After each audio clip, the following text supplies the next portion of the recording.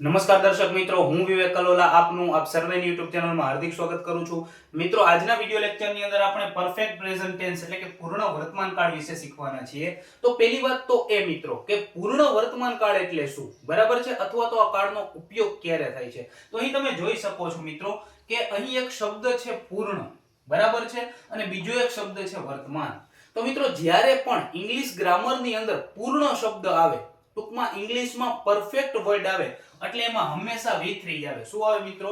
તો કે V3 જ આવશે. ટૂંકમાં દરેક પૂર્ણ કાળની અંદર હંમેશા V3 જ વપરાય છે, બરાબર. V3 એટલે તમને ખબર હોવી જોઈએ. એક્ઝામ્પલ તરીકે eat તો એ V1 છે, ate એ V2 છે અને eaten એ V3 છે, બરાબર છે. હવે મિત્રો, આ કાળ છે જનરલી ક્યારે ઉપયોગ થાય છે? તો કે જ્યારે કોઈ વ્યક્તિએ આમ કરી લીધું છે, કંઈક કરી લીધું છે તેવું દર્શાવવું હોય ત્યારે આપણે પરફેક્ટ પ્રેઝન્ટ ટેન્સ નો ઉપયોગ કરીએ છીએ.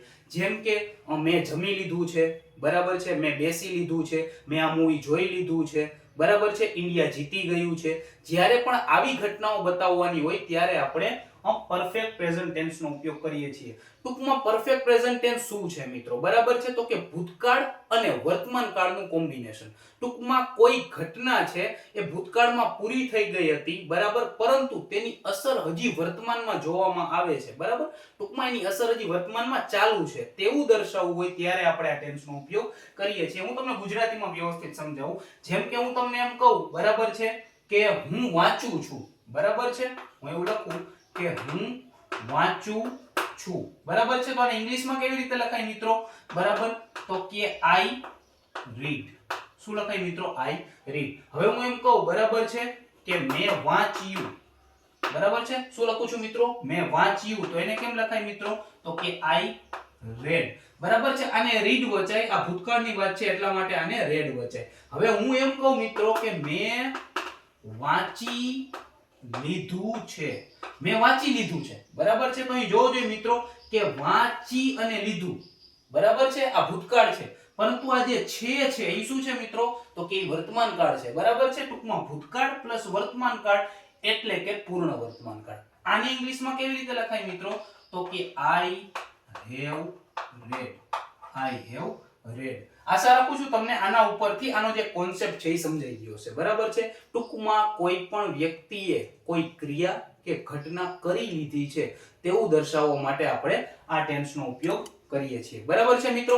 હવે આપણે છે આનું સ્ટ્રક્ચર જોશું, બરાબર છે. કોઈ પણ ટેન્સ સમજતા પહેલા તમને એની વાક્ય રચના આવડવી જરૂરી છે, બરાબર છે. તો ચાલો હવે આપણે આની વાક્ય રચના જોઈએ, બરાબર છે મિત્રો. જોજો મિત્રો કે એક વસ્તુ બીજી કે પૂર્ણ વર્તમાન કાળની અંદર જે ટુ બી નું રૂપ વપરાય છે, બરાબર છે. તો પૂર્ણ વર્તમાન કાળમાં ટુ બી નું રૂપ શું આવશે મિત્રો? તો કે હેઝ અને હેવ. શું આવશે મિત્રો? હેઝ અને હેવ. તો જો તમારો સબ્જેક્ટ એટલે કે જો તમારો કર્તા છે, બરાબર છે, એ I હોય, વી હોય, યુ હોય અને ધેય હોય તો એની સાથે હંમેશા હેવ લાગશે, બરાબર. કર્તા તરીકે જો I, you, they હોય તો હેવ લાગશે, અને કર્તા તરીકે જો he, she અને it હોય તો એની સાથે હેઝ લાગશે.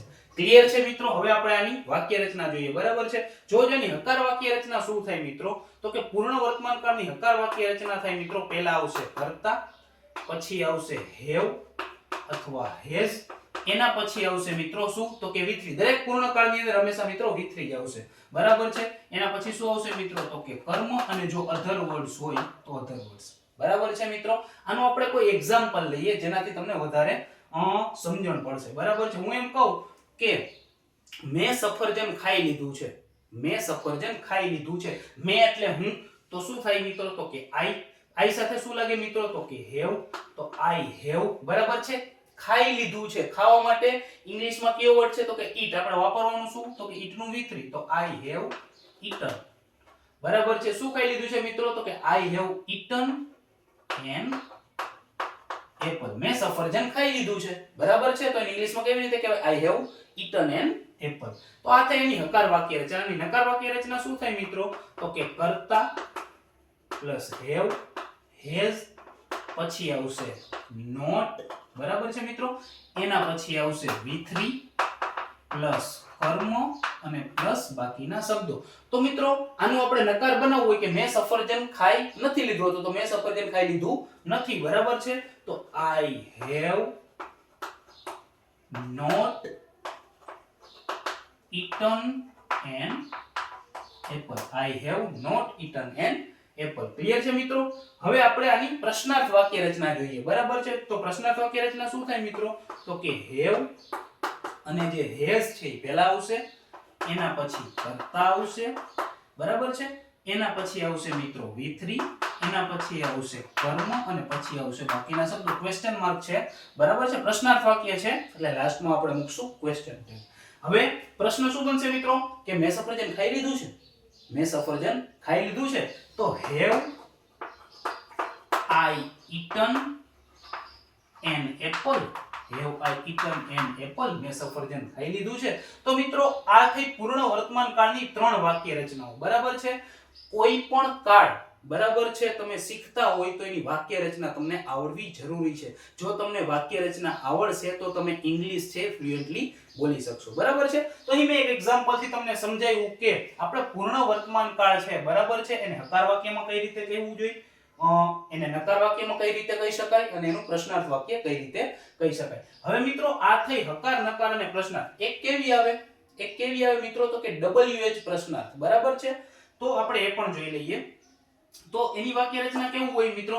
તો કે પહેલા જે તે WH આવે, બરાબર છે. પહેલા શું આવે? જે તે WH આવે. પછી શું આવે મિત્રો? તો કે પછી આવે have અથવા has, બરાબર છે. પછી શું આવે મિત્રો? have અથવા has. એના પછી શું આવે મિત્રો? તો કે કર્તા, બરાબર છે. એના પછી શું આવે મિત્રો? તો કે V3. એના પછી શું આવે મિત્રો? તો કે કર્મ અને અધર વર્ડ્સ હોય તો એમાં મૂકી દેવાના. હવે WH એટલે શું મિત્રો? તો કે who, what, where, when. હવે પ્રશ્ન હું પૂછું છું કે કોણે સફરજન ખાઈ લીધું છે? કોણે સફરજન ખાઈ લીધું છે? તો કોણ માટે શબ્દ શું આવે મિત્રો? તો કે who, બરાબર છે. કોણે સફરજન ખાઈ લીધું છે? બરાબર છે. તો who has eaten an apple? કોણે સફરજન ખાઈ લીધું છે? who has eaten an apple, બરાબર છે મિત્રો. તો આ હતી પૂર્ણ વર્તમાન કાળની 4 વાક્ય રચનાઓ, બરાબર છે. હકાર, નકાર, પ્રશ્નાર્થ, બરાબર છે, અને WH પ્રશ્નાર્થ. ક્લિયર છે મિત્રો? આ વાક્ય રચના તમને આવડતી હોય એટલે તમે વ્યવસ્થિત રીતે, બરાબર છે, પૂર્ણ વર્તમાન કાળના વાક્યો છે એ બનાવી શકો છો અને બોલી પણ શકો છો. હવે આપણે આના વધારે એક્ઝામ્પલ્સ જોઈએ, જોવો જોઈએ મિત્રો, જેથી તમને વધારે ખ્યાલ આવે. હવે હું એમ કહું કે મેં રમી લીધું છે, મેં રમી લીધું છે, બરાબર છે.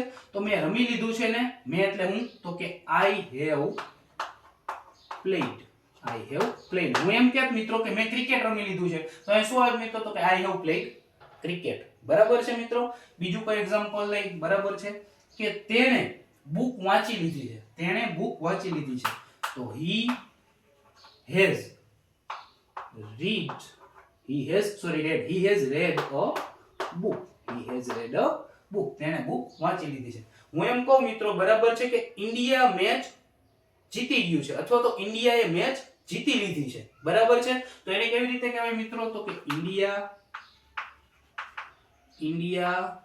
has won the match. India has won the match, બરાબર છે. રવિએ પત્ર લખી લીધો છે, રવિએ પત્ર લખી લીધો છે.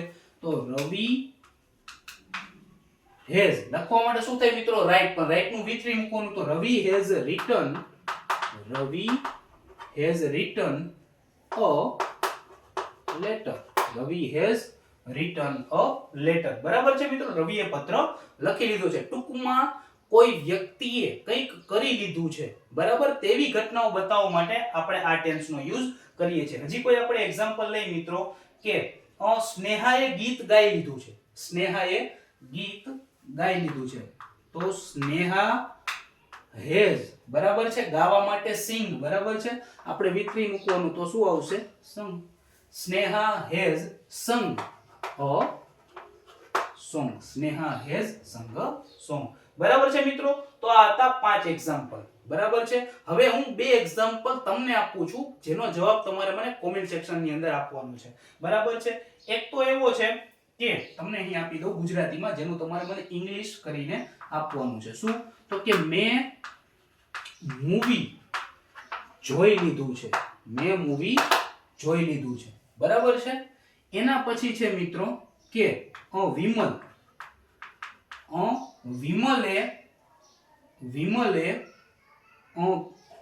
વિમલે એક બુક લખી લીધી છે.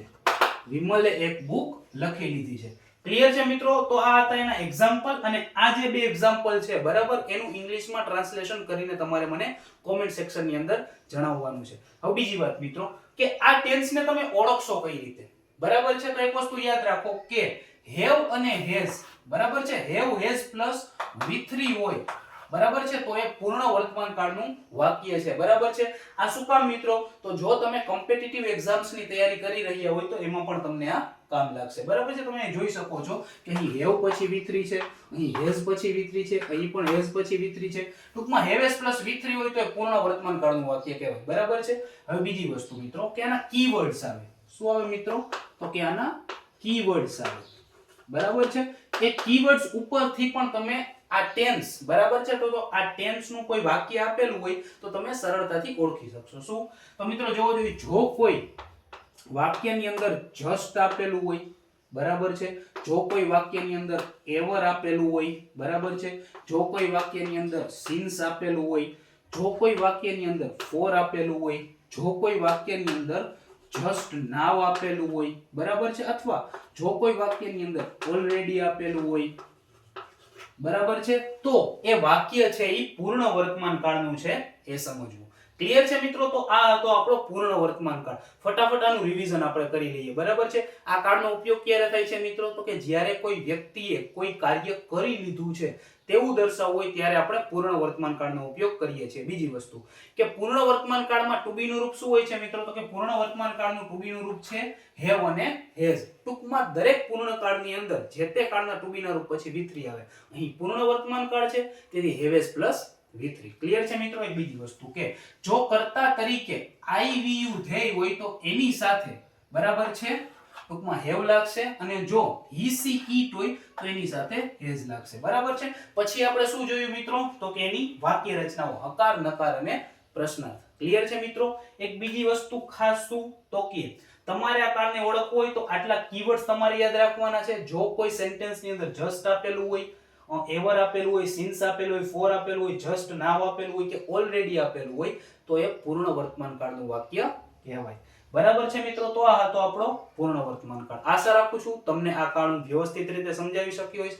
મિત્રો વિડિયો કેવો લાગ્યો એની મને કોમેન્ટ સેક્શનમાં જરૂર જાણ કરજો, અને ચેનલ ઉપર નવા હો તો ચેનલને સબસ્ક્રાઇબ કરવાનું ન ભૂલતા. જલ્દી જ મળીશું આવા જ અન્ય વિડિયો સાથે. ત્યાં સુધી જય હિન્દ, જય Bharat. Thank you so much.